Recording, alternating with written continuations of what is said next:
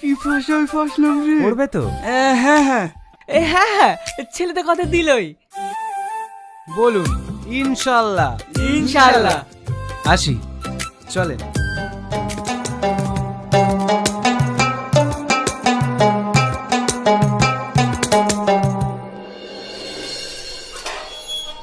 আসেন, এটাই আমাদের বাড়ি। দাঁড়াও, এই ভিখারিরা বাড়িতে কেন? আব্বা, ওনারা রোজায় আছেন, অনেক দূরে বাড়ি।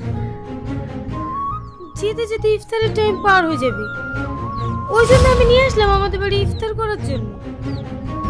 কি এই বাড়িটা ধর্মশালা নাকি, যে যাকে খুশি তাকে রাস্তা থেকে ধরে নিয়ে চলে আসবে? যাও এখান থেকে। দাঁড়ান, আপনার ইফতার খুলেই যাবে। আব্বা, তুমি তো ধর্মের কাজ কিছু করোই না, তার উপর আবার হাজার পাপ করছো। একদিন তোমার এই জেদ আর অহংকারই তোমাকে শেষ করে দেবে। সালমা, ওদেরকে নিয়ে এসো। আসুন আপনারা। আসুন।